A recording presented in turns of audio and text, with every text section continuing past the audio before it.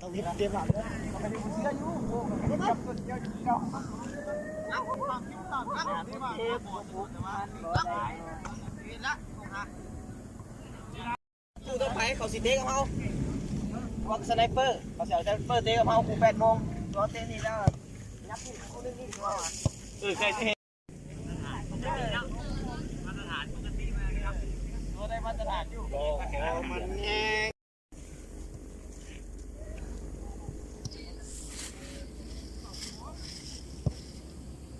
บ้าดูกับมึงท่าเท่กันเลย